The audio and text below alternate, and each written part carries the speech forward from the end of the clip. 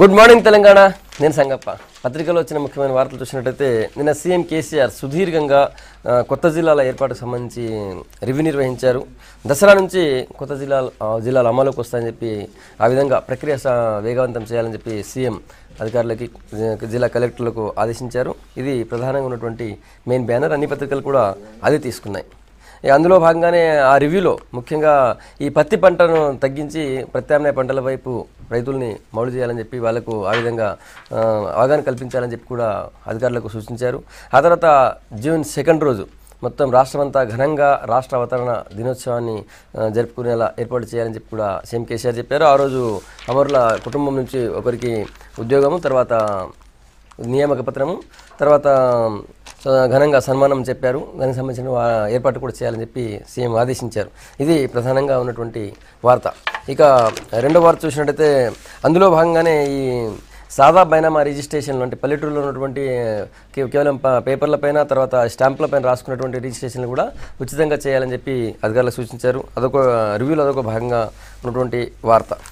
ఆ తర్వాత ఇంకో న్యూస్ చూసినట్టయితే నేషనల్ వైడ్ స్పేస్ షటిల్ తిరిగి వాడేటువంటి వ్యోమనేక నిన్న ప్రయోగం చేశారు. క్షేమంగా సక్సెస్ఫుల్గా పోయి తిరిగి వచ్చింది. అదొక వార్త ఇంపార్టెంట్ ఉంది.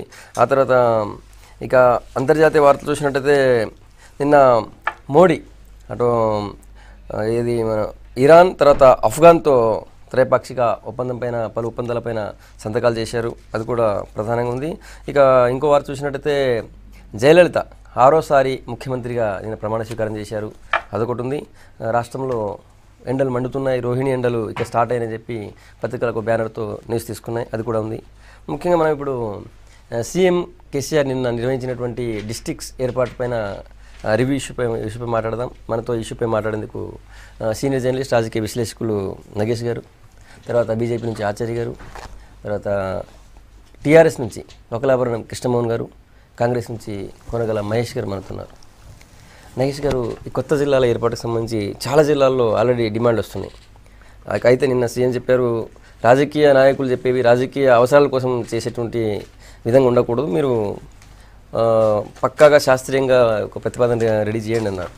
సో ఈ జిల్లాల డిమాండ్ని కొత్తగా శాస్త్రీయంగా ఏదైతే ఏర్పాటు చేయాలనుకుంటారో సీఎం కేసీఆర్ ఆ డిమాండ్లని అందరినీ తీర్చే విధంగా ఉంటుందా, ఎట్లా ఉండే అవకాశం ఉంటుంది? ఫస్ట్ థింగ్ ఏంటంటే అసలు జూన్ 2 నాడు అనుకున్నారు, ఫస్ట్ అనుకున్నారు. అది దసరాకి పోస్ట్పోన్ చేశారు. అది చాలా మంచి ఆలోచన. ఎందుకంటే ఇది తొందరపాటులో చేస్తే దీనికి చాలా సమస్యలు వస్తాయి. కరీంనగర్ లాంటి జిల్లాలోనే కొన్ని చోట్ల ప్రొటెస్టులు జరుగుతున్నాయి. ఎవరు చేస్తున్నారు? అక్కడ టీఆర్ఎస్కి సంబంధించిన వాళ్ళే చేస్తున్నారు. సో దీనికి ఏమి తొందర లేదు. ఎందుకంటే జిల్లాలో ఒకసారి చేసేస్తే శాశ్వతంగా ఉండిపోతాయి. అది ఒక ఉదాహరణ ఏమిటంటే నెంబర్ 1 రంగారెడ్డి జిల్లావి. అప్పుడు చేసినప్పుడు అది చాలా బాగా అనిపించింది. ఎందుకంటే హైదరాబాద్ జిల్లా చాలా పెద్దది అయిపోయింది. అసలు ఒక చిన్న రాష్ట్రం కిందే ఉండేది అది. బట్ దాని తర్వాత ఏమిటి, ఇది ఒక రింగ్ లాగా ఫామ్ చేస్తే దీనికి చాలా సమస్యలు వచ్చాయి. ఇక్కడి మీకు ఈ చివరి నుంచి ఆ చివరి దాకా జిల్లా అయింది. ఇప్పుడు కూడా కొంచెం ఆలోచించి కొంచెం ఒక శాస్త్రీయ పద్ధతిలో చీఫ్ సెక్రటరీని వేశారు. దాని తర్వాత ఏంటంటే ఒక మంచి మాట ఏమన్నారంటే, రాజకీయ నాయకులు చెప్పిన ప్రకారం కాకుండా ప్రజలు ఎట్లాగైతే కోరుకుంటారో దాని ప్రకారం చేయాలి. బట్ దీంట్లో ఏమిటంటే ఉద్యోగాలు కూడా ఒకటి చూసుకుంటున్నారు. ఆబ్వియస్లీ దీంట్లో ఎన్ని ఉద్యోగాలు వస్తాయనేది చాలా చూసుకుంటున్నారు. బట్ నేను అనుకోవడం, ఈ కొత్త జిల్లాలో ఒక ఉద్యోగాలకు ఒక దారి తీయడానికి అయితే మీకు మొత్తం మీ బడ్జెట్ ఇంకా పెరిగిపోతుంది. ఉద్యోగాలకి నేను గట్టిగా నమ్మేది ఏమిటంటే, రాష్ట్ర ప్రభుత్వం ఉద్యోగాలకి ఫెసిలిటేట్ చేయాలి. కానీ మీరు కొత్త జిల్లాకు ఇచ్చేసేసి ఇప్పుడు ఏమిటవుతుంది, మీకు ఒక జిల్లాకి 4 ఎమ్మెల్యేలు, అదే కదా 4 నుంచి 4 ఎమ్మెల్యేలు, ఒక జిల్లాకి 2 ఆర్డీఓలు ఉంటారు.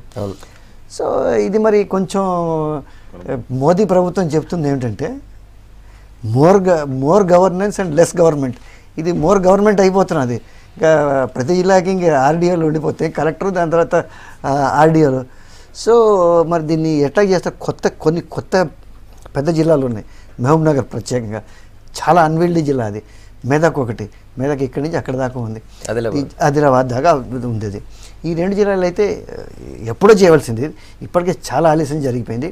ఇంకా మన అంటే పొలిటికల్ పార్టీస్ డిమాండ్స్ ఎట్లా, పొలిటికల్ డిమాండ్స్ ఏంటంటే వాళ్ళు తన రాజకీయ ఇప్పుడు పొలిటికల్ డిమాండ్ దీనికి ఒక చాలా ఇంపార్టెంట్ థింగ్ ఉంది.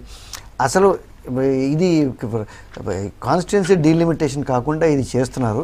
మరి ముందు ముందు దీనికి చాలా సమస్యలు వస్తాయి. గవర్నమెంట్ ఆఫ్ ఇండియా చూస్తుంటే దీన్ని ఇప్పుడప్పుడే చేసేలాగా లేదు, 2026 ముందు చేసేలాగా లేదు. 153 నియోజకవర్గాలు వచ్చేస్తున్నాయని చెప్పి ఎవరు చెప్పారు? బీజేపీ వాళ్ళు చెప్తున్నారు అది. బట్ ఏమిటంటే కాంగ్రెస్ వాళ్ళే దాన్ని వ్యతిరేకిస్తున్నారు. ఎవరైతే రేపు మీకు కాన్స్టిట్యూషన్ దానికి అమెండ్మెంట్ కావాలి, ఒకవేళ మీకు ఈ బిల్లు పాస్ కావాలంటే, అంతే కదండి. ఆ బిల్లు పాస్ కావాలంటే మీకు కాన్స్టిట్యూషన్ అమెండ్మెంట్ కావాలి. దానికి ఏంటంటే కాంగ్రెస్ మీకు సహకరించకపోతే మీకు పెద్ద ప్రాబ్లం వస్తుంది.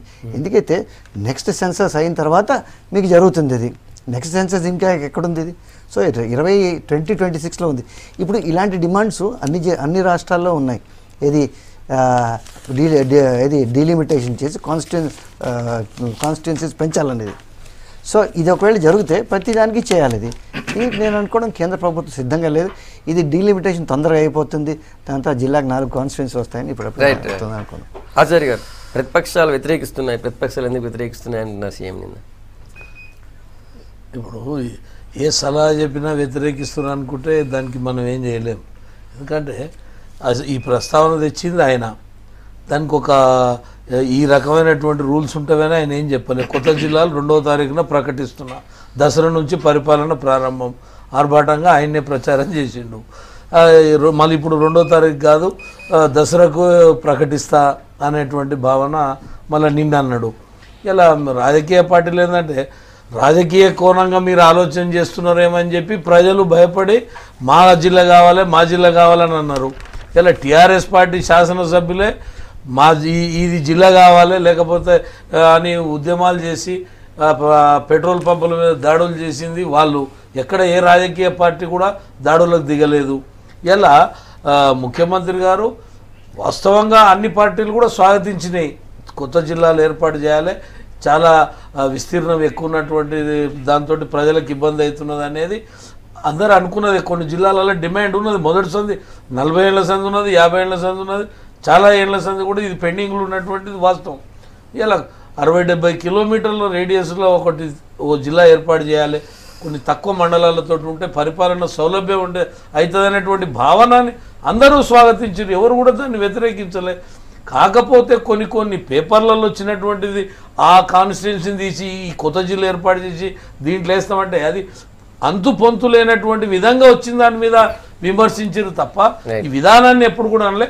రెండోది, ఈ ప్రభుత్వము ఈ గైడ్లైన్స్ తోటి మేము తీసుకోదలుచుకున్నాము చేస్తామంటే ఎవరు కూడా దానికి ఆ గైడ్లైన్స్ ఫ్రేమ్లోనే చేసినప్పుడు ఎవరం దాన్ని విమర్శించేటువంటిది ఉండదు. మొదలు ఏది లేకుండా ప్రకటించింది మీరు.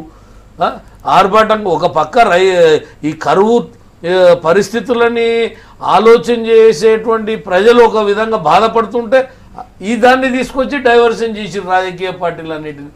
ఇలా ఏ పార్టీ కూడా దీన్ని వ్యతిరేకించినటువంటి దాఖలా లేదు. ఆయన అట్లా అన్నప్పుడు దానికి మేమేం చేయలేము. మహేష్ గారు, మీరేటా చూస్తారు కాంగ్రెస్ పార్టీ ఏం చేయబోతుంది? అంటే సహజంగానే చిన్న రాష్ట్రాన్ని ఆహ్వానించినటువంటి పార్టీ జిల్లాల విభజనను ఆహ్వానిస్తుంది. అంటే జిల్లాల పరిపాలనా సౌలభ్యం కోసం జిల్లాలను విభజిస్తే మాకేం అభ్యంతరాలు లేవు. కాకపోతే ప్రజాస్వామ్యంలో ఎప్పుడు కూడా మెజారిటీ ప్రజల అభిప్రాయం మేరకే ఏదైనా ఒక నిర్ణయాలు జరగాల్సిన అవసరం ఉంది. కానీ ఈ జిల్లాల విభజన కొంత అపహాస్యం పాలయ్యేటువంటి పరిస్థితి ఉంది. ఆల్రెడీ ప్రభుత్వ నేతగా ఆయన ఒక నిర్ణయం తీసుకొని తనకు కనసన్నలోని కొంతమంది అధికారులతో కలిపి ఒక నిర్ణయం తీసుకొని దాన్ని ప్రెస్ ద్వారా బయటికి లీక్లు ఇస్తూ కొత్తగా ఇదే నా నిర్ణయం, ఇక దీన్ని మేమైనా రుద్దబోతున్నానంటే ఒక ధోరణితోని ఆ తీరుతోని జరుగుతూ ఉంది. జనరల్గా కాన్స్టిట్యున్సీల డీలిమిటేషన్ కానీ జిల్లాల ఏర్పాటు కానీ జరిగేటప్పుడు మూడు అంచెలుగా వ్యవహారం నడుస్తుంది. ఒకటి అఫీషియల్ బ్యూరోక్రాట్ స్థాయిలో ఒక చర్చలు అయితే, రెండోది అక్కడ ఉన్నటువంటి స్టేక్ హోల్డర్స్ ఎవరు రాజకీయ పార్టీలు, ప్రజా సంఘాలు, వాళ్ళతో చర్చలు, తర్వాత కింద క్షేత్రస్థాయిలో ఉన్నటువంటి ప్రజల యొక్క అభ్యంతరాలు, వాళ్ళకు ఉన్నటువంటి ఇబ్బందులు, రేపొద్దున జిల్లా స్వరూపం ఇట్లా మారబోతే ఎట్లా ఉంటుంది అనే దాని మీద ఈ 3 అంశాలు 3 స్టేజీలుగా కొన్ని వివరణలు తీసుకున్న తర్వాత చేస్తే అది సంబద్ధంగా ఉంటుంది, ఎవరైనా దాన్ని స్వాగతిస్తారు. కానీ ఈరోజు జరుగుతున్నాయంతా కూడా రాజకీయ పార్టీలు చెప్తున్న అభ్యంతరాలన్నీ కొన్ని జిల్లాల పేరుతోని మీ సామంత రాజ్యాలు నిర్మించుకునే ప్రయత్నం చేస్తూ ఉన్నారు. జిల్లాల పేరుతోని మీకు అనుకూలించే రాజకీయ సామాజిక సమీకరణాలను కూడగలుపుకొని జిల్లాల ఏర్పాటు జరుపుతూ ఉన్నారు. ప్రతిపక్ష పార్టీలు బలంగా ఉన్న దగ్గర వాళ్ళని చీల్చేటువంటి ప్రయత్నం జిల్లాల ఏర్పాటును ఒక లక్ష్యంగా చేసుకొని చేస్తూ ఉన్నారు. సో ఈ అవతల పార్టీ నాయకులను చిందరవందరగా చేసి వాళ్ళ యూనిటీని కానీ వాళ్ళ బలాన్ని కానీ వీకెండ్ చేసేదానికి బలహీనపరిచేదానికి కుట్రలో భాగంగా జిల్లాల విభజన అనేది దాన్ని ఒక ఆయుధంగా వాడుకుంటా ఉన్నారని మా ఈ ప్రధాన ఆరోపణ. దానికి ముందుకు రావాల్సిన అవసరం ఉంది. ఇక ప్రజలకు జిల్లాలతోని కొంత ఇమోషనల్ బాండేజ్ ఉంటుంది. నాది మానకొండూరు బెజ్జంకి మండలం. నేను కరీంనగర్లో చదువుకున్నాను, కరీంనగర్తో ఇంతవరకు వ్యవహారాలు నడిపాను, తీసుకొచ్చి సిద్దిపేటను జిల్లాగా చేస్తా అంటే సిద్దిపేట పోవడానికి నాకు నచ్చొచ్చు నచ్చకపోవచ్చు, నా ఒక్కనికే కదా అక్కడ ఉన్న ప్రజలకు సిద్దిపేట పక్కనే ఉంటుంది. పక్కనే అంటే కొన్ని కిలోమీటర్ల దూరంలో ఉంటుంది, కానీ సిద్దిపేటతో మాకెవరికి సంబంధాలు లేవు. అంటే మానసికంగా జిల్లాలలో ఇప్పటికున్న 60 ఏళ్ళ నుంచి ఉన్న జిల్లాలు ఆ స్వరూపంతో ఒక బాండేజ్, ఎమోషనల్ బాండేజ్ ఉంటుంది. మానసికంగా మేము సిద్ధపడి ఉంటాం ఇది మా జిల్లా అని. దాన్ని తీసి ఇంకో దగ్గర పంపమంటే ఆందోళనలు రాష్ట్ర విభజన చేసినప్పుడు ఎలాగైతే ప్రొటెస్ట్ చేశారో ఈరోజు అలాంటి ప్రొటెస్ట్లే మనం తెలంగాణలో అంతర్గతంగా వివిధ జిల్లాలలో చూస్తాం. మమ్మల్ని పంపిస్తాం సౌలభ్యం కోసం నేనేమంటున్నా, వాటిని కూడా పరిగణలోకి తీసుకుంటే మీకు మంచి పేరు ఉంటుందని చెప్తున్నా నేను. పాలనా సౌలభ్యం కోసం అంతిమంగా చేయాల్సి వస్తే ఏం చేసేదేం లేదు. ఇంకో ఉదాహరణ చెప్తా. మానకొండూరు నియోజకవర్గం ఉంది, మా నియోజకవర్గం. అది కేశవపట్నం అంటే దగ్గర వరంగల్కు 10 కిలోమీటర్ల దూరంలో ఒక మండలం ఉంటుంది. దాని బార్డర్స్ దాదాపు భూములు కూడా ఒక రకంగా కొంత ఆనుకునే ఉన్నాయి వరంగల్ జిల్లా భూములకు. అక్కడ ఒక మూల అక్కడ ఉంటే కరీంనగర్ ఎంట్రన్స్ అలుగునూరు అంటారు. కరీంనగర్ స్వాగత తోరణం ఎక్కడ ఉంటుందో దీని ఎండింగ్ అక్కడ ఉంటుంది. ఇక్కడ ఇదొక బార్డర్, ఇటు సిరిసిల్ల ఒక బార్డర్. వీళ్ళని తీసుకొచ్చి కరీంనగర్ ముంగిట్లో ఉన్నటువంటి తీసుకొచ్చి సిద్దిపేటలో నీ జిల్లా అంటే వాడు ఏ రకమైన బాధను అనుభవిస్తాడు, ఏ రకంగా వాళ్ళు దాన్ని స్వాగతిస్తారని చూడాల్సిన అవసరం ఉంది. సో శాస్త్రీయంగా జరగాల్సిన అవసరం ఉంది. అఖిల పక్షాన్ని ఇప్పటిదాకా గైడ్లైన్స్ బయటకు రాలేదు. అవన్నీ లీకల్ సార్.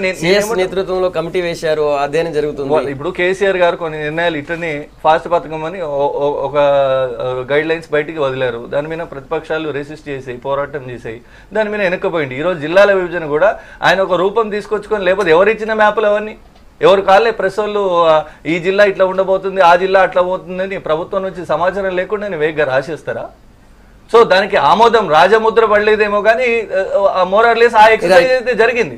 దాన్ని మేము చెప్పేది చివరిగా ఒక మాట, అఖిల పక్షాన్ని అక్కడ ఉన్నటువంటి ప్రతిపక్షాలను కన్సిడర్ చేయండి, ప్రజా సంఘాలను కన్సిడర్ చేయండి, శాస్త్రీయబద్ధంగా చేయండి, న్యాచురల్ బౌండరీస్ ఉండేటట్టు చేయండి. ఇవి అవసరం. మీరన్న 60 కిలోమీటర్ రేడియస్ లో ఎక్కడో వరంగల్ కొననా అనుకొని కరీంనగర్ కొననా అనుకొని ఉన్నాడు సిద్దిపేట రావాలంటే కష్టం, రాలేరు కూడా.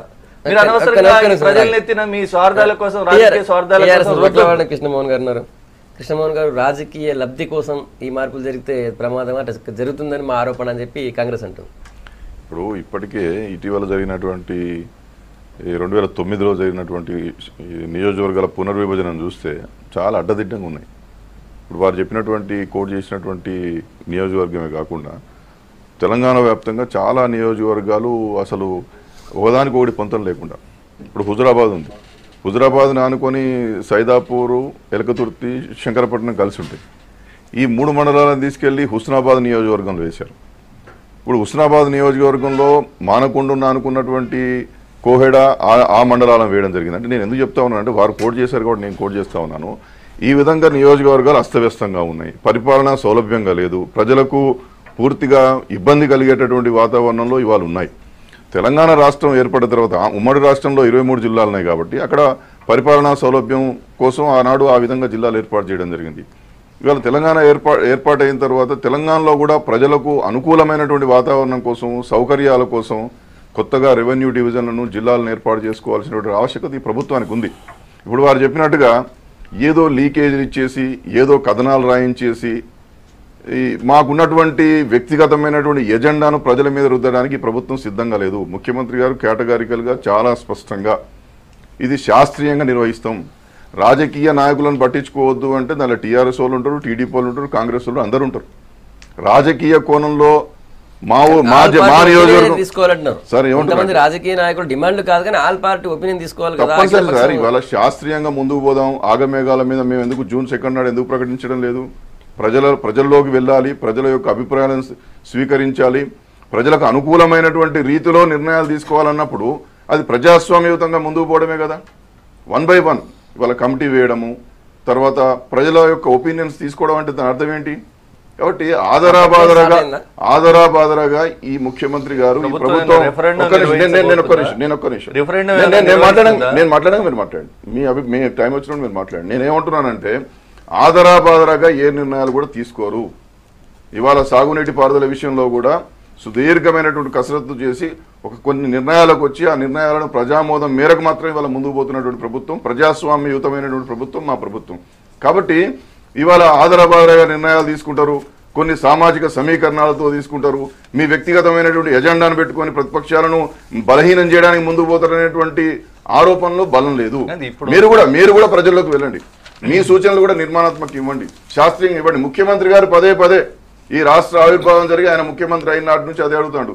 నిర్దిష్టంగా ఇవ్వండి, నిర్మాణాత్మక ముందుకు రండి, ప్రజల కోసం మీరు ఏ సూచనలు చేసినా మేము స్వీకరించడానికి సిద్ధంగా ఉన్నామంటే పనిచేసేటటువంటి కాళ్ళలో కట్టిరికించడం తప్ప ఒక్కటైనా ఇవాళ ఈ 2 సంవత్సరాల్లో కాంగ్రెస్ పార్టీ కానీ ఇతర విపక్షాలు కానీ నిర్మాణాత్మకంగా ఒక్క సూచన అయినా చేయగలిగినారా? ఒకవేళ చేస్తే ప్రజామోదం మీకు ఎందుకు లభించడం లేదు? ఇవాళ వచ్చినటువంటి అనేకమైనటువంటి తీర్పుల గుణపాఠాన్ని ఆత్మావలోకనం చేసుకునైనా మీరు ముందుకు పోకపోతే ఎట్లా? అడ్డంకులు సృష్టించడం తప్ప మీరు నిర్మాణాత్మక సూచన ఏది అంటున్నారు? నిర్మాణాత్మక సూచన అంటే అయ్యా అక్కడ మేటిగడ్డ దగ్గర వద్దు, తుమ్మిడిగట్టి దగ్గర కట్టండి, దానితో శ్రీపాదకు డైవర్ట్ చేయండి, దీనివల్ల మధ్యలో అన్నారం సుందిల్లా ఇట్లాంటి బ్యారేజ్లు ఎక్కువ అవుతాయి, అవి పంప్ హౌజ్లు, వాటికి కరెంట్ అవసరం అయితే దీని ప్రజల మీద భారం పడుతుంది, 3 ప్రాజెక్టులు ఇంకా పెంచారు, ఇది ఎవరికి అవసరం ఎవరు ఉపయోగం కోసం చేసిరని అడిగినాము. దాని మీద సమాధానం ఉందా ముఖ్యమంత్రి దగ్గర? ఏమన్నా మనసు మార్చుకున్నాడా? నిజాంతో దిగిన ఫోటో తీసుకొస్తేనే పిల్లలకు స్కాలర్షిప్ ఇస్తా అన్నాడు, వాళ్ళ తాతలు దిగిన ఫోటోలు తీసుకొస్తే స్కాలర్షిప్ ఇస్తాడు.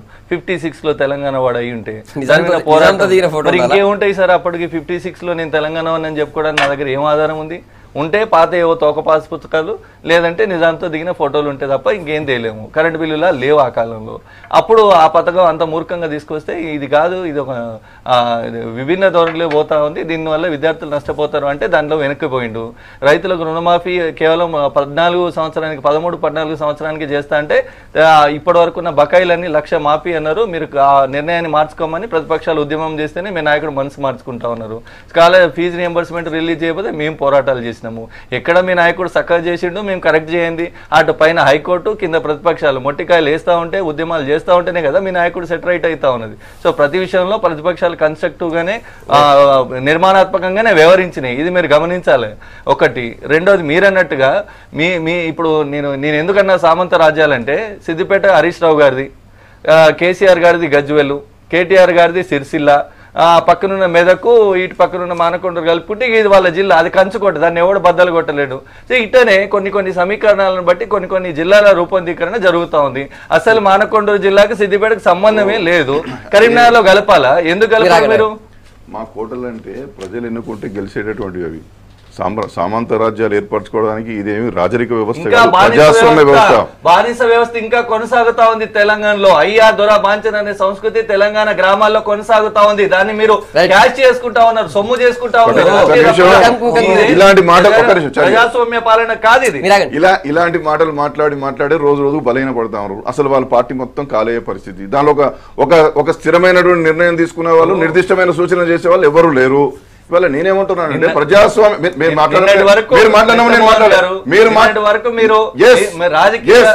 వైఎస్ గారికి సన్నిహితంగా ఉండి, పార్టీ నాయకులకు సన్నిహితంగా ఉండి 4 రోజుల కింద టీఆర్ఎస్ లో జాయిన్ అయిన మాత్రాన కాంగ్రెస్ పార్టీ బలహీన పడుతుందని కాంగ్రెస్ పార్టీని నేను విమర్శించడం లేదు. ఒక నిర్మాణాత్మకమైనటువంటి ఆలోచన లేనటువంటి నాయకులని విమర్శిస్తా ఉన్నా. నేనేమంటున్నానంటే మీరు ఎన్ని మాటలు చెప్పినా ప్రజలు మిమ్మల్ని ఎందుకు గౌరవించడం లేదు, మిమ్మల్ని ఎందుకు ఆదరించడం లేదు చెప్పండి. ఇలాంటి మాటలు మానుకోండి, ప్రజల పక్షాన్ని నిలబడండి. వీళ్ళు ఏదో చేస్తే మేమట మా మనసు మార్చుకున్నామట. ఇవాళ 3,000 కోట్లు ఒకటేసారి అవునండి. 1956 అనకపోతే ఈ ఆంధ్రులంతా పట్టి పీడిస్తున్నటువంటి తెలంగాణలో ఇంత విముక్తి వచ్చేది కాదు. మీకేం తెలుసు దాన్ని ఎన్నుకున్నటువంటి ఒక అంతరార్థం? ఇంకా మీరు వంత పాడుకుంటా, ఆంధ్ర వాళ్ళకు వంత పాడుకుంటా, ఆంధ్ర పార్టీలకు వంత పాడుకుంటుండండి. ఇవాళ పంపించినారా? ఇచ్చే కాంట్రాక్ట్లన్నీ ఎవరికి ఇస్తున్నారు? 1000 కోట్ల కాంట్రాక్ట్ తెలంగాణలో ఎవరి ఇళ్లలో బంగారం నిండుతుంది? గదే 8 మంది 9 మంది ఆంధ్ర తెలుసుకోండి. ప్రకారం కాంట్రాక్ట్ వస్తాయి. ఫీజుల స్కీమ్ కు టెండర్లకు మీకు తేడా తెలియకపోతే తెలుసుకోండి. ఫీజు స్కీమ్ లో వేరు, టెండర్లు వేరు. టెండర్లలో భారతదేశం కాదు ఎవరైనా భారతదేశంలో ఉన్నవాడు ఎవరైనా ఆ నామ్స్ ఫుల్ఫిల్ చేయగలిగితే వేల కోట్ల కాంట్రాక్టర్లు అయితే వాళ్ళకే కట్టి పెట్టచ్చు. మీరు మీరు ఇట్లా మాట్లాడుకుంటుండండి, ప్రజలు మిమ్మల్ని ఇంకా బలహీనపరుస్తారు. ఆంధ్ర, తెలంగాణ, తమిళనాడు, కన్నడ ఉండదు. కాంట్రాక్ట్ అనేటువంటివి టెండర్లలో పాల్గొని నామ్స్ ఫుల్ఫిల్ ఉంటది. తెలంగాణ ఆత్మగౌరవం కోసం ఉంటది. తెలంగాణ బిడ్డలు మాత్రమే న్యాయం జరగాలి. ఈ స్టాండ్ ఏడవైంది నీది. ఈడ బతకడానికి వచ్చి పొట్టకొట్టి కోసం వచ్చినోడు నా సోదరుడు అన్నావు. ఎందుకు మర్చిపోయినావు?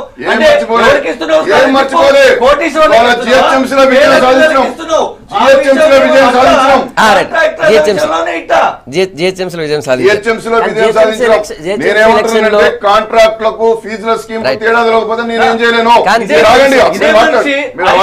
ముళ్ళు కొడితే నేను పంటితో తీస్తాను. అప్పుడేమో పేద పిల్లలకు స్కాలర్షిప్ అన్నాడు. ప్రజల్ని అర్థం చేసుకోమని కోరినాం. ఈయన ఇంకా రాష్ట్రం వెళ్తుండు కదా, ఒక అవకాశం ఇస్తానన్నారు. వాళ్ళు సామధాన వేద దండం ఉపయోగించి నువ్వేం మాట్లాడడం నేను కౌంటర్ ఇవ్వాల్సి వస్తుంది. నేనేమంటున్నానంటే ఫీజుల స్కీమ్ వేరు, టెండర్లు వేరు. టెండర్లు అనేటువంటి భారతదేశంలో ఉన్న వాళ్ళు నామ్స్ ను ఫుల్ఫిల్ చేయగలిగితే వాళ్ళు టెండర్లు వేసుకుంటారు. వాడు ఆంధ్ర తెలంగాణ మాకు సంబంధం లేదు. ఆంధ్ర కాంట్రాక్టులకి ఎందుకు టెండర్లు వస్తున్నాయి? ప్రపంచంలో చాలా కంపెనీలు ఇంతకంటే తక్కువగా చేసే కంపెనీలు ప్రజాధనాన్ని దోచిపెడుతున్నారు. మీరు ఆంధ్ర ఎట్లా మాట్లాడారు? మీరు ఎట్లా మాట్లాడారు? ప్రజలు మిమ్మల్ని రాష్ట్రం భారత విముక్త కాంగ్రెస్ గారు తెలంగాణ విముక్త కాంగ్రెస్ రాబోతున్నది. అది రానున్నటువంటి రోజుల్లో భ్రమ కాదు. 100% తెలంగాణ విముక్త ఎందుకంటున్నట్టే సార్, గ్లోబల్ టెండర్లు పిలిస్తే మన ప్రజాధనం సేవ్ అవుతుంది, ప్రజలకు మేలు జరుగుతుంది. మీరు గ్లోబల్ టెండర్లు పిలవకుండా ఆ 8 మధ్య జూన్ 2 రాష్ట్ర అవతరణ దినోత్సవాన్ని రాష్ట్రమంతా ఘనంగా చెప్పుకోవాలని చెప్పిన సీఎం ఆ విధంగా ఏర్పాటు చేయాలని చెప్పి అందరు కలెక్టర్లు కూడా ఆదేశాలు ఇచ్చారు. ఈ అవతరణ దినోత్సవం నిజంగా మన తెలంగాణ అస్తిత్వం మనకు వచ్చిందని చెప్పడం ఒకటి. రెండోది మొత్తం అమరవీరులను బాగా గొప్పగా ఘనంగా సన్మానించాలని కూడా చెప్పారు. సో అంటే ఇది 2 విషయాలు మీరు చెప్పినట్టుగా, ఒకటేమో ఘనంగా జరుపుకోవాలి, ప్రతి జిల్లాకి 30 లక్షలు ఇది ఇచ్చారు. అది రొటీన్ అన్ని జిల్లాలని లైటింగ్గా బాగా పెట్టి అందరికీ భోజనం పంచిపెట్టి దాంతో నాన్ వెజిటేరియన్ ఫుడ్ పెట్టి అదంతా మామూలే. బట్ దీంట్లో ఏంటంటే ప్రభుత్వం మీద కొంచెం విమర్శ వచ్చింది. ఏమిటంటే మర్చిపోయారని, అమరవీరులు మర్చిపోయారు అనేది. సో వాళ్ళకి ఉద్యోగాలు ఇవ్వలేదు అనేది. వాళ్ళు అసలు నిజంగా త్యాగం చేసిన వాళ్ళని పక్కన పెట్టి ముందు వేరే వాళ్ళు ముందుకు వచ్చారు, పదవులు వాళ్ళకే వస్తున్నాయి అనేది. సో ఇది ఒక మంచి అవకాశం. ఇది జూన్ 2 కన్నా అంతకన్నా మంచి అవకాశం ఏంటి, వీళ్ళందరినీ ఆదరించి వీళ్ళకి ఉద్యోగాలు ఇవ్వాలి.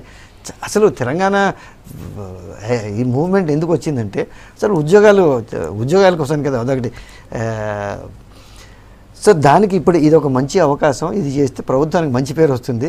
ఇప్పటికైనా నేను అనుకున్న ఈ జిల్లాలు క్రియేట్ చేయడంతో నేను అనుకున్న కొన్ని ఉద్యోగాలు వస్తాయి. బట్ ఏంటంటే అక్కడ బ్యాలెన్స్ క్రియేట్ చేయాలి. రేపు మీకు నాన్ ప్లాన్ బడ్జెట్ ఆకాశం వెళ్ళిపోయింది అనుకోండి, మళ్ళీ భరించలేరు. ఇదేంటంటే ఇందాక మనం చర్చించింది ఒక చిన్న మాట ఏమిటంటే, నిన్న ముఖ్యమంత్రి గారు ఏమన్నారంటే ఇది పత్రికల్లో వచ్చిందంతా నమ్మదు. ఎందుకంటే చర్చ ఇప్పుడు వచ్చింది ఏంటంటే పత్రికల్లో మీరే లీక్ ఇస్తున్నాను. బట్ డెఫినెట్లీ ఇప్పుడు ఒకటి ఉందండి దీంట్లోని, ఏదైతే మీరు ప్రణాహిత దాంట్లో చేశారో, మీరు అసెంబ్లీలో ఆడియో విజువల్ ప్రజెంటేషన్ చేశారు, అది దానికి చాలా కాంగ్రెస్ వ్యతిరేకించినా కూడా మీరు చేశారు. బట్ దాని మీద సరి అయిన డిస్కషన్ జరగలేదు. దాంతో మీకు డిస్కషన్ జరగకపోతే ఈ రోజు ఒక సమస్య కింద ఇది అవుతుంది. ఇప్పటికైనా ఓపెన్గాను పెట్టండి డిబేట్, దాంట్లో నష్టమే ఉంది.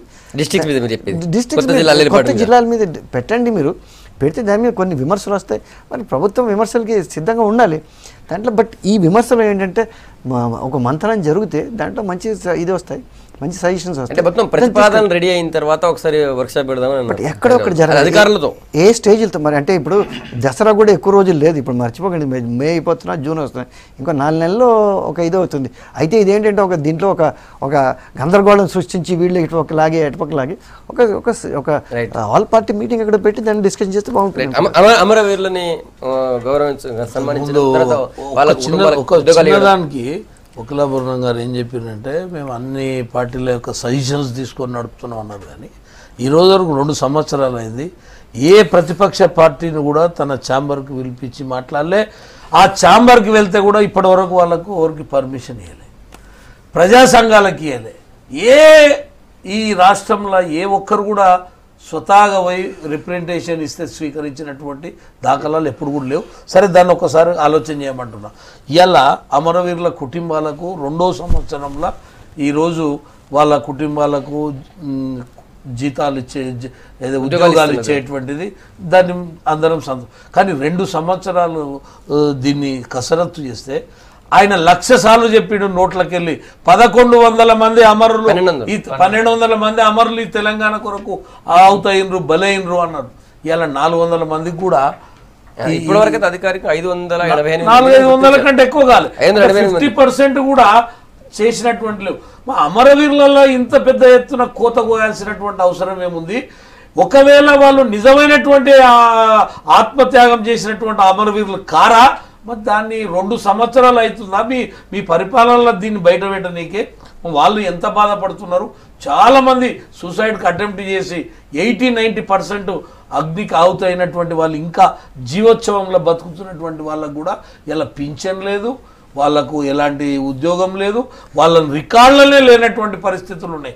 కాబట్టి చిత్తశుద్ధి లేదు. కేవలం ప్రతిపక్షాలు లేకపోతే వీళ్ళు వాళ్ళు కొన్ని ప్రజా సంఘాలు ఇలా అన్ని జిల్లాలు తిరుగుతున్నారు. ఇగో ఈ అమరవీరుల కుటుంబాలను పెట్టుకొని షో చేసినటువంటివి ఉన్నాయి. దాన్ని దృష్టిలో పెట్టుకొని ఏం చేయాలి 2వ తారీఖు అంటే కొంతమంది అమరవీరుల కుటుంబాలకు ఉద్యోగాలు ఇచ్చినటువంటి కల్పన కల్పిస్తే అయిపోతుంది, చేతులు దులుపుకోవచ్చు అనేటువంటిది. 1,200 అమరవీరుల యొక్క కుటుంబాల స్థితిగతులని ఇలా బహిర్గతం చేయరు.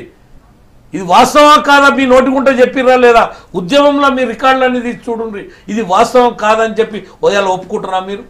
దానికి న్యాయం చేయకుండా ఏదో తూతు మంత్రంగా చేసి మేము కొంతమందికి డబ్బులు ఇచ్చినాం, కొంతమందికి ఉద్యోగాలు ఇచ్చినామని దులుపుకుంటే అమరవీరుల ఆత్మ శాంతి కలగదు అనేది ఇలా గమనించాల్సినటువంటి అవసరం ఉంది. ఇలా నువ్వు మటన్ పెడతావా, చికెన్ పెడతావా, సీరియల్ బల్బులు వేస్తావా, లైట్లు పెడతావా, ఘనంగా వేస్తావా కాదు.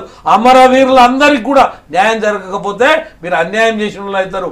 అమరవీరుల యొక్క ఆత్మకు శాంతి కలగదు అనేది గమనించాలి.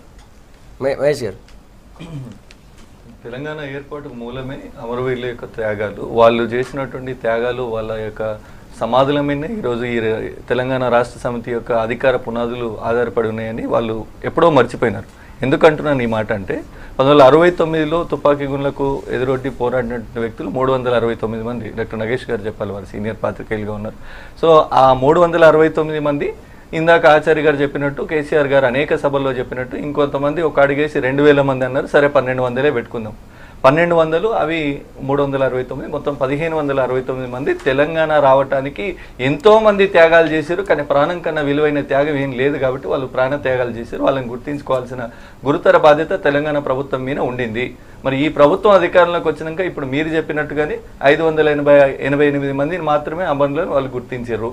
TDF అనే ఒక సంస్థ, తెలంగాణ డెవలప్మెంట్ ఫోరం అనే సంస్థ, ఉద్యమం జరుగుతున్న కాలంలోనే 675 మంది పోస్టల్ అడ్రస్, ఫోన్ నెంబర్లతో కూడిన ఒక పుస్తకాన్ని ప్రచురించింది, అమరవీరుల లిస్ట్ ఇది అని చెప్పి.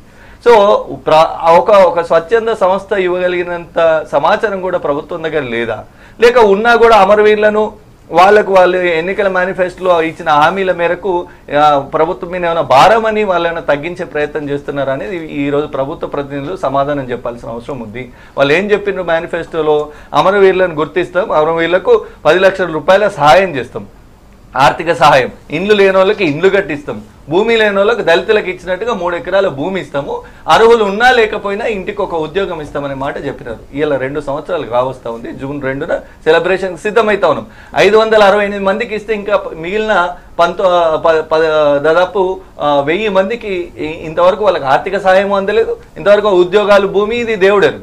ఆ మాటలు అయితే అసలు ఇప్పుడు కొత్తగా చర్చకు వస్తున్నాయి. కానీ వాళ్ళ మేనిఫెస్టోలో పెట్టే అంశాలే చదివినాను నేను, వేరే కొత్త ఎక్కడ తీసుకొచ్చి చదివినాయి కాదు. సో ప్రతిపక్షం ఏం కోరుతుందంటే 1000 మంది అమరులకు మిగిలిన మీరు ఇగ్నోర్ చేసినటువంటి, మీరు ఇన్ని రోజులు నిర్లక్ష్యం చేసి వాళ్ళ చావులను వాళ్ళ జీవితాలను గాలికి వదిలేసినటువంటి అమరవీరులను పట్టించుకోమని కోరుతా ఉంది. ఇది నిర్మాణాత్మక సలహా. దీని మీద ప్రభుత్వ ప్రతినిధులు, ప్రభుత్వ పెద్దలు మరి ఏ రకంగా స్పందిస్తారో చూడాల్సిన అవసరం ఉంది. రైట్. ఇప్పటిదాకా 1,200 ఎంతమంది అని ఇప్పటికీ ప్రకటించలేదు. కాకపోతే ప్రభుత్వ సహాయం పొందిన వాళ్ళు ఇప్పటిదాకా 580 మంది. కానీ ఉద్యమంలో ఉన్నప్పుడు 1,200 అమరులను పొట్టని ఆ రోజు పార్టీలను బ్లేమ్ చేయడానికి వాడుకున్నారు కృష్ణమోహన్ గారు. తప్పనిసరి ఇప్పుడు అమరవీరుల విషయంలో మనం తక్కువగా మాట్లాడడం మంచిది కాదు. ఖచ్చితంగా ఈ ప్రభుత్వం కట్టుబడి ఉన్నది. ఉద్యోగ నియామకాల విషయంలో కూడా అర్హతలు లేకున్నా 5 సంవత్సరాల వరకు అవకాశం ఇవ్వాలనేటువంటి దృక్పథంతో ముఖ్యమంత్రి గారు నిర్ణయం తీసుకున్నారు. దాని మీద ఖచ్చితంగా ఈ రాష్ట్ర ప్రభుత్వం అమరవీరులను తక్కువ చేసే విధంగా ఏనాడు చేయదు. ఇవాళ నిర్మాణం కూడా జూన్ 2 నాటికి ఏది స్మారక స్తూపం నిర్మాణం దశలో దాన్ని ఏ విధంగా చేయాలి, అమరవీరుల జీవితాలను ఏ విధంగా తరతరాలు గుర్తుంచుకునే విధంగా ఏ విధంగా చేయాలనేటువంటి దాని మీద చర్యలు జరుగుతూ ఉన్నాయి, చర్చలు కూడా జరుగుతూ ఉన్నాయి. కాబట్టి ఇవాళ మనం కొన్ని విషయాలలో ఎంత రాజకీయం చేసినా కొన్ని విషయాలలో నిర్మాణాత్మకంగా ముందుకు పోవాలి. ప్రభుత్వం స్వీకరించడానికి ఎప్పుడైనా సిద్ధంగానే ఉన్నది. ఎందుకంటే ఉద్యోగ నియామకాలు జరగలేదు కాబట్టి జరగాలి అనేటువంటి ఉద్దేశంతో ఇవాళ జూన్ 2 నాటికి ముందుకు వస్తున్నాం. కాబట్టి ఇంకా ఏమన్నా ఉంటే అంటే తప్పనిసరిగా రాష్ట్ర ప్రభుత్వం దృష్టికి తీసుకురావాల్సినటువంటి అవసరం ఉంది. పదే ముఖ్యమంత్రి గారు ఎక్కడెక్కడ ఎవరైనా అమరవీరులు ఇంకా మిగిలిపోయి ఉంటే తప్పనిసరిగా పంపించండి అని చెప్పి కలెక్టర్లు కూడా ఆదేశాలు జారీ చేయడం జరిగింది. ఇవాళ టీఆర్ఎస్ కూడా ఆ విధమైనటువంటి ప్రక్రియలో కృషి చేస్తూ ఉంది. కాబట్టి వాళ్ళ విషయంలో పెద్దలు ఎవరు ఎన్ని సూచనలు చేసినా స్వీకరించడానికి సిద్ధంగా ఉన్నాం. నిర్ణయాలు తీసుకోవడానికి కానీ వారిని ఆదరించడానికి కానీ గౌరవించడానికి కానీ తెలంగాణ రాష్ట్ర ప్రభుత్వం ఎప్పుడు కూడా ముందు వరుసలో ఉంటుందనేటువంటి విషయాన్ని మనం గమనించాలని మనం చేస్తాం. 2 సంవత్సరాల నుంచి కూడా 1200 అమరవీరులు అని చెప్పి అనేక సందర్భాలలో అన్ని రాజకీయ పక్షాలు ప్రజా సంఘాలు చెప్పారు. మరి 2 ఏళ్ళు అయింది, ఖచ్చితంగా ఇంతమంది చనిపోయారు, మిగతా వాళ్ళని ఫేక్ అమరవీరులు అని ఇట్లా మీరు ఏమన్నా ధృవీకరించారా? మరి 2 ఏళ్ల నుంచి మీరు దాని మీద ఎందుకు దృష్టి పెట్టలే? 2 నిమిషాలలోనే మీ కుటుంబం అంతా ఏదైతే మంత్రులు అయిపోయినరు, ఎంపీలు అయిపోయారు, ఇవాళ మొత్తం అయిపోయినప్పుడు ఈ 2 సంవత్సరాలు ఈ తెలంగాణ కొరకు అమరులైన వాళ్ళ గురించి కాలయాపన చేయాల్సినటువంటి అవసరం ఏముంది? కనీసం ఈ 1200లో ఎంతమంది ఉన్నోళ్లకు కానీ డబుల్ బెడ్రూమ్లన్న వాళ్ళకు కట్టుకోవాలని చెప్పి ఇవ్వచ్చు కదా. తొలి దశలో అమరవీరులకు ఇస్తున్నాం మేము డబుల్ బెడ్రూమ్లు అంటే అన్ని రాజకీయ పార్టీలు మేము సంతోషించేటోళ్ళం కదా. ఏం చేసిరు చెప్పండి? వాళ్ళ కొరకు కొంతమందికి ఇచ్చి చేతులు దులుపుకున్నారు. ఇవాళ ఇది చాలా చిన్న విషయం అండి. ఎందుకు దీనికి ప్రభుత్వం కానీ ప్రతిపక్షాలు కానీ ఎంతమంది అమరవీరులు చనిపోయారంటే 1200 కాదు 1500, ఒక 300 మందికి ఎక్స్ట్రా ఇచ్చిన కొంతమంది దాంట్లో ఫేక్ ఉన్నా కూడా నాకు ప్రత్యేకంగా అభ్యంతరం లేదు. మీరు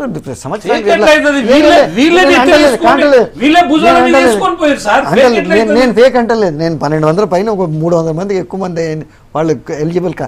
బట్ పాయింట్ ఏంటంటే మీరు 1,00,000 ఉద్యోగాలు ప్రతి ఏడాది ఇస్తున్నారు, ఇంతమంది ఎక్స్ నెంబర్ ఆఫ్ పీపుల్కి 2 బెడ్రూమ్ హౌసెస్ ఇస్తామంటున్నారు. ఫస్ట్ ప్రయారిటీ ఏ దీంట్లో కూడా మీకు అమరవీరులకు ఇవ్వాలి కానీ అమరవీరుల కుటుంబాలకు ఇవ్వాలి కానీ అంతకన్నా మంచి సందర్భం ఏముంటుంది ఇది 2nd యానివర్సరీ కన్నా. ఇది దాన్ని దయచేసి ఇటు కానీ అటు కానీ దాన్ని మేము ఇచ్చామని వాళ్ళు ఇవ్వలేదు అనేది ఇది చాలా ఆశ్చర్యంగా ఉంది. ఇది వింటుంటే అంతాను 2 సంవత్సరాలు అయిపోయింది, ఇప్పటిదాకా 500 ప్రభుత్వం ఇచ్చిన ఫిగర్స్ ప్రకారం ఉంది. ఈ పాటికి 1200 మంది ఇచ్చివలసింది. వివాదం దేని గురించి జరగవలసింది ఏంటంటే మీరు 1200కే ఏంది చాలా మంది చనిపోయిన వాళ్ళే కాదు అమరవీరులు కదా. అంటే దెబ్బలు తగిలి చాలా మంది జైల్లో ఉన్నారు. అంతకన్నా నేను అదే అంటున్నాను, 10 మందికి ఎక్కువ ఇవ్వండి, 100 మంది ఎక్కువ. ఉద్యమ కాలంలో అంతటా జరిగింది. మహబూబాబాద్లో కొన్ని సంఘటనలు జరిగినాయి.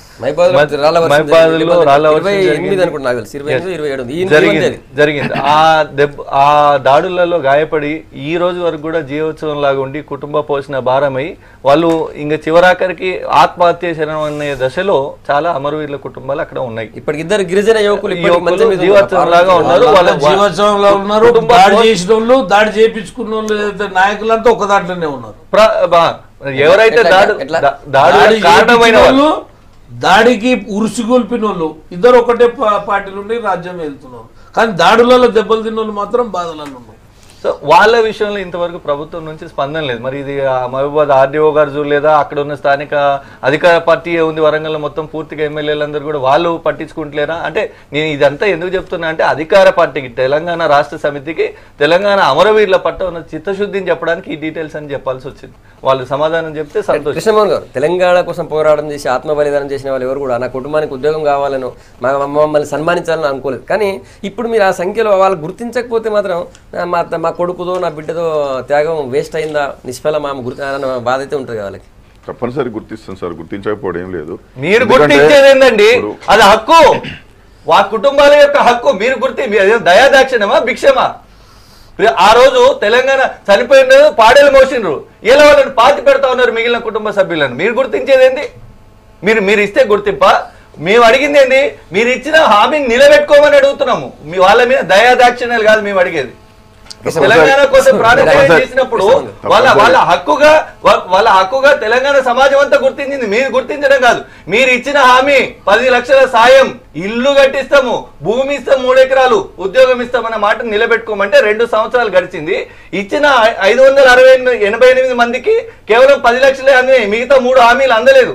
మిగిలిన 1000 మందికి ఏవి అందలేదు. వాటి గురించి చెప్పమంటే మేము గుర్తిస్తాము, మేము గౌరవిస్తాము, మేము చూస్తాము, వాళ్ళని కాదని పోము. ఈ మాటలతో ఎన్ని రోజులు పబ్బం గడుపుతారు? ఇంకా పబ్బాలు గడపాల్సిన అవసరం మాకు లేదు. మీరు ఎంత అరిచినా June 2 నాటికి మేము చేయాల్సిన కార్యక్రమాలు అన్ని చేస్తాం. ఎంతమందికి అనేది నేను ప్రకటిస్తారు. ఎవరు ప్రకటించాలా? ప్రభుత్వం ప్రకటిస్తుంది. టీడీఎఫ్ సంస్థ 675 మంది బుక్ పబ్లిష్ చేసింది. అదెందుకు మీ దృష్టికి రాలేదా? అది ఫేకా? 675 మంది ఫేకా? మీ దగ్గర 588 ఉంది ఇప్పటి వరకు, మీరు చెప్పినట్టుగా అఫీషియల్ డేటా. మరి 675 మందికి వాళ్ళు ఒక స్వచ్ఛంద సంస్థ సేకరించగలిగినప్పుడు, నీకున్న ఇంటెలిజెన్స్ ఉంది, స్థానికంగా లా అండ్ ఆర్డర్ ఉన్నది, మీరు గుర్తించి ఈ రోజు వరకు వాళ్ళని గౌరవించడానికి ఇంకా గౌరవిస్తే ఎప్పుడు ఈ టర్మ్ అయిపోయినాకనా? తప్పనిసరిగా ఎవరి టర్ములు అయిపోతే ఎవరు రాజకీయంగా బలహీనపడతారు, ఎవరు ఈ రాష్ట్రాన్ని వదిలిపెట్టుకోవాల్సి వస్తుంది ప్రజలు నిర్ణయిస్తారు. మాకేదో మేమేదో తెలంగాణ పట్ల విరోధులము, మీరేదో పెద్ద అంటే మరి మిమ్మల్ని ప్రజలు ఎందుకు ఆదరిస్తున్నారు? మాకుండే నిర్ణయాలు మాకున్నాయి. ఇప్పుడు చాలా సున్నితమైన అంశం, గౌరవించుకోవాల్సిన అవసరం. ఆ అంశంలో నేను ఎక్కువ మాట్లాడతలేను. నేను మాట్లాడే ఆయనకన్నా ఎక్కువ మాట్లాడగలుగుతాను. నేను ఆయనకన్నా ఎక్కువ సీనియర్ను. నేను ఏమంటున్నాను, అర్జునంత మాత్రాన్ని ఎవరు ఏం చేయరు. కుటుంబాలను మోసం చేసిందంటున్నా, రాజకీయంగా వాడుకుందంటున్నా, వాళ్ళ త్యాగాలను తక్కువ చేసిందంటున్నా, వాళ్ళని గుర్తిస్తలేరంటున్నా. సమాధానం చెప్పండి. 100% చెప్తాం. సమాధానం చేతుల ద్వారా చెప్తాం, మాటల ద్వారా చెప్పాల్సిన అవసరం మాకు లేదు. చాలా 2 ఏళ్ళ 50 ఏళ్ళు పరిపాలన చేంజ్ చేసినావు.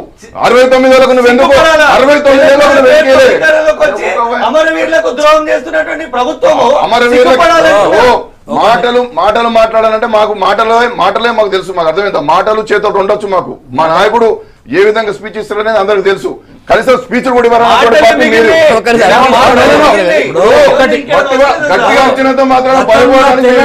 అమరవీరులు కాంగ్రెస్ ప్రభుత్వం ఉన్నప్పుడు చనిపోయినటువంటి అమరవీరులు ఇది వాళ్ళ యొక్క కుటుంబ సమస్యలతో చనిపోయినటువంటి ఏదైతే అపవాదం తీసుకొచ్చి అనేక మందిని ఆ యొక్క ఎఫ్ఐఆర్ వాళ్ళ పేర్లు రాకుండా చేసినటువంటిదేమో వాళ్ళ పార్టీ.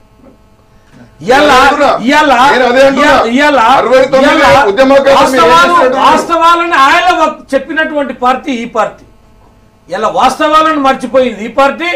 ఆనాడు అవాస్తవాలు చేసినటువంటి పార్టీ నిజం అని చెప్పి మాట్లాడుతున్నది. నేనేమంటలేదు, వీళ్ళందరూ కూడా ఉద్యమ నాయకులే. పార్టీలు విధానాలు అది ఏమున్నా. నేనేమంటున్నంటే 1200 ఆ పాత ఒక 300-400 అవన్నీ కూడా కలిపితే 1500. సార్ అన్నట్టు 1500 అయితే అమరవీరులకు 1500 డబల్ బెడ్రూమ్లు, 1500 ఎవరికైనా భూమి లేనటువంటి వాళ్ళు ఉంటే 3 ఎకరాల భూమి, లేకపోతే 10 లక్షల రూపాయలు వాళ్ళకు నిజంగా చేస్తే తెలంగాణ ప్రజల యొక్క దానికి ఎవరం దాన్ని ఏ పార్టీ కూడా వ్యతిరేకించారు. చాలా గొప్పగా చెప్పారు ఆచార్య గారి మాటలు మనం స్వాగతిద్దాము. కానీ 2000 సంవత్సరంలో కేంద్రంలో 3 రాష్ట్రాలు, 1 ఓటు 2 రాష్ట్రాలు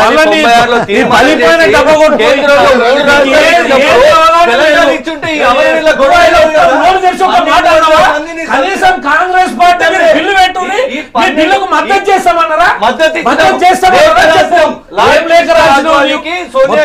1200 మంది అమరులు చనిపోవడానికి కారణమే నీ పార్టీ. అబద్ధాలు చెప్పుకోవచ్చు. మీరు 3 రాష్ట్రాలు ఒక్క సందర్భం మాట్లాడు. ఇప్పుడు తెలంగాణ ఉద్యమం గురించి, తెలంగాణ ఏర్పడి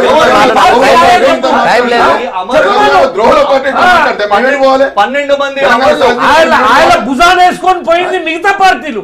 మీరు ఎఫ్ఐఆర్ లో తప్పుడు రిపోర్ట్ ఒక్క మాట చెప్తాను. 69 ఉద్యమకారులకు మీరెందుకు పింఛన్లు ఇవ్వలేదు, మీరెందుకు గౌరవించలేదు? ఇంతమంది మరణించడానికి కాంగ్రెస్ పార్టీ కారణం కాదు. 1200 చనిపోతే ఒక్కనాడు రాహుల్ గాంధీ ఆచార్య గారు తెలంగాణ కావాలి కొట్లాడింది తెలంగాణ కాంగ్రెస్ నాయకులు. తెలంగాణ కాంగ్రెస్ నాయకులు పోరాటం మాట్లాడడానికి అవకాశం ఏంటి? 96లో కాకినాడలో 96లో ఒక్కటే ఈ కుటుంబాలు ఓడిపోవడానికి మీరే కారణం. తెలంగాణ ద్రోహులు ఒకే కాంగ్రెస్ పార్టీ. దొంగలో నేను చెప్తాను. అరే, ప్రజలు చెప్తారు. చరిత్ర ప్రజలు చెప్తారు. Thank you. Final గా ఏమని చెప్తారు? చరిత్రకు పోకండి టైం లేదు. దేశంలో 3 రాష్ట్రాలు ఇచ్చినప్పుడు తెలంగాణ ఇస్తే ఈ అరే అమరుల అవసరమే రామా. రాలే. నువ్వు ఆయన ఒక్క మాట అన్నావని చెప్పు. 2004లో బిల్లు తెలంగాణ పెట్టండి, కావాలా? బిల్లు మద్దతు మంత్రి ఇస్తామని పదవులు ఒక్క మాట కావాలంటే అన్నావని చెప్పు. వాళ్ళు తీసుకునే నాయకుడు అనుకున్నామండి. రాజీనామా చేశారు. థ్యాంక్ యూ మహేష్ గారు, కృష్ణమోహన్ గారు, ఆచార్య గారు, నగేష్ గారు. Good morning Telangana. రేపు మార్నింగ్ మళ్ళీ ఇదే టైం కలుద్దాం. Stay tuned.